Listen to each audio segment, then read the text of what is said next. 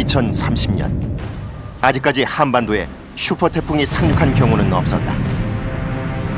최대 풍속 초속 65m 이상의 엄청난 위력을 가진 슈퍼 태풍은 대규모 해일을 일으키고 직경 1m 이상의 나무도 뿌리째 뽑을 수 있다. 웬만한 지상 구조물들 역시 슈퍼 태풍의 강풍을 견디지 못한다.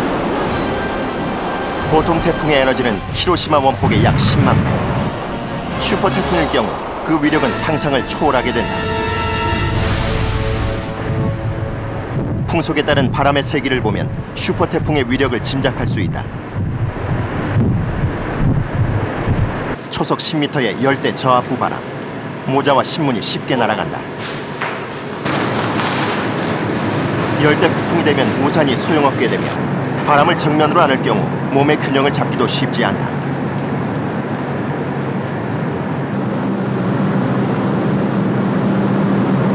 드디어 태풍으로 분류되는 초속 30m. 건장한 청년도 몸을 가누기 어렵다.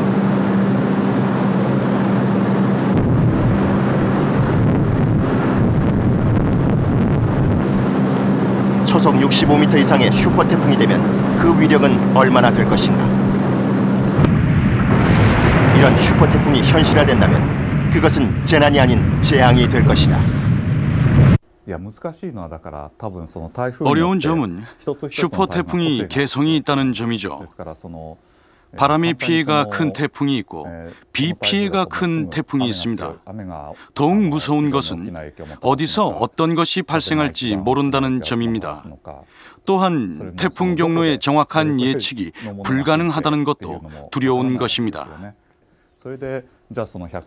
한 가지 분명한 점은 100년 후에는 약한 태풍은 줄고 슈퍼 태풍은 증가할 거라는 것입니다.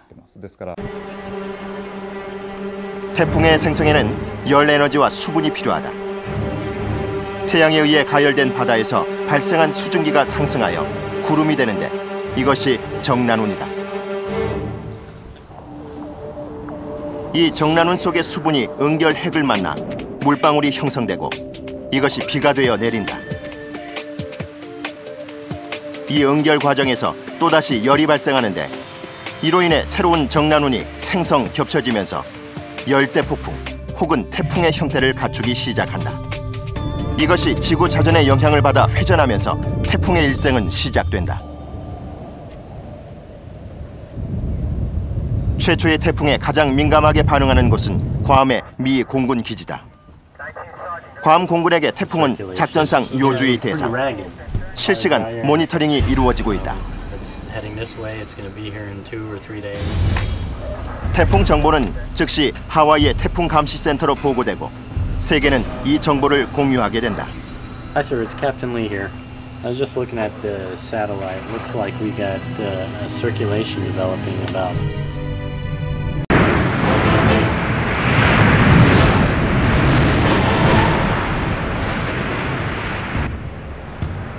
강력한 저기압인 태풍은 바닷물을 끌어올리는 작용을 한다. 기압이 900헥토파스칼일 경우 바닷물을 1m가량 끌어올린다. 이렇게 높아진 해수면이 육지에 닿으면 그대로 해일이 된다.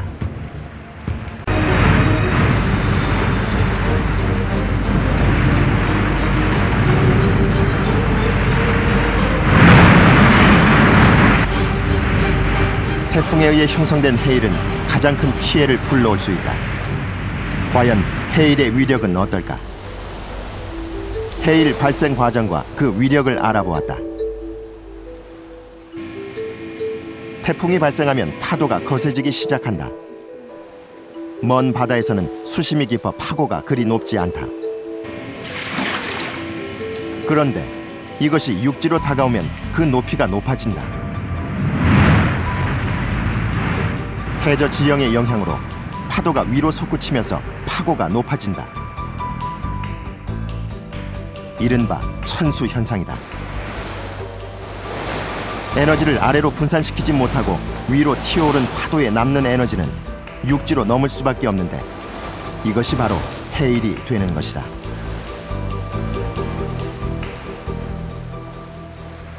먼 바다의 파도는 높낮이가 거의 없다. 반면 해변의 파도는 높낮이가 큰데 이는 파도의 에너지가 한꺼번에 들이닥친다는 의미입니다. 이런 해일이 실제 발생하면 엄청난 피해가 뒤따를 것이다.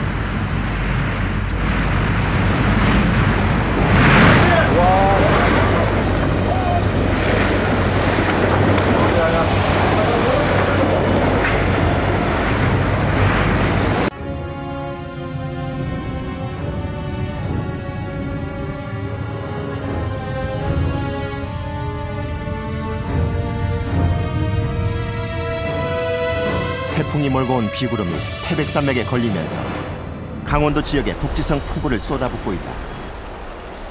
곳곳에서 도로가 유실됐다. 산간 지역 주민들이 고립됐다.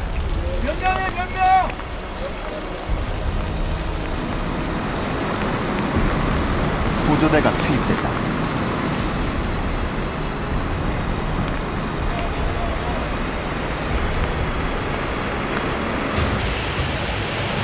아슬아슬한 구조가 이루어지고 있다.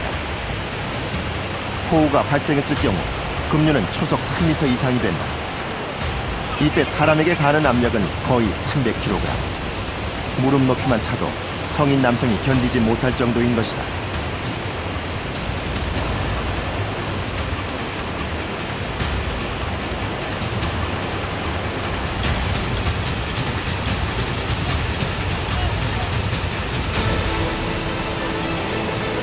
급류로 뛰어든 전문 구조요원. 순식간에 급류에 휩쓸린다.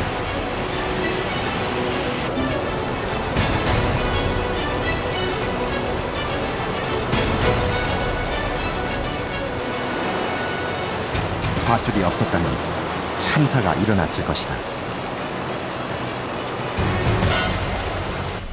2002년에 루사가 우리나라를 갖다가 통과하기 전에는 우리나라 강원도 지역의 최고 강수량이 약 한 350mm 정도였습니다. 그런데 루사가 왔을 때 강원도 지역에서 최고 강수량이 이미 870mm를 기록을 했습니다.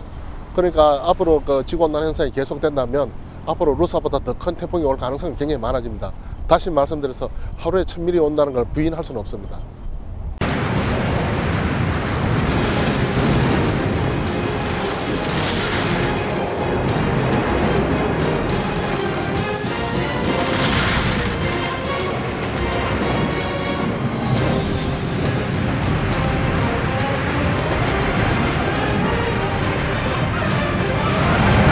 서력댐의 단점이 뭐냐? 바로 그거예요. 원류하면은 오버토핑하면은 그 댐이 이제 무너져요. 그런데 콘크리트 댐은 공지지문도 이제 원류 높이가 높으면은 역시 무너지지만은 어느 정도 약간 이제 해봤자 콘크리트 댐은 그렇게 무너지지가 않는다. 그런 장점이 있죠. 원류할 때. 근데 서력댐은 이것이 뭐 한 50m, 한 1m만 원류해도 상당히 이제 붕괴될 염려가 많다.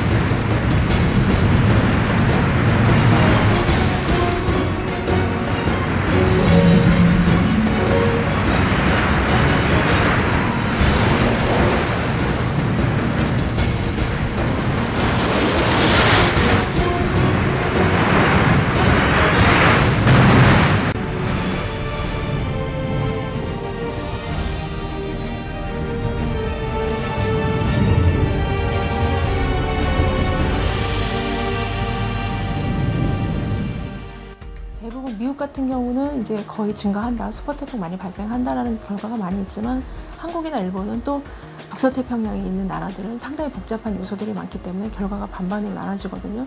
근데 이건 어디까지나 과학적인 결과고 안 온다 할지라도 슈퍼태풍이 발생할 가능성이 있다라고 생각을 하시고 그거에 대비해서 준비를 하셔야죠. 지구온난화가 계속되고 그로 인해서 수온이 점점 증가하고 있지 않습니까? 수온이 증가하면 이러한 그 해류의 온도가 또 증가하고 그에 따른 또 혼합층의 영향을 받고 그러다 보면 앞으로 우리가 진짜 상상도 못하는 아주 강력한 태풍이 한반도를 덮칠 수가 있습니다. 자, 그때는 어쩌면 우리가 대책이 없을 수도 있어요.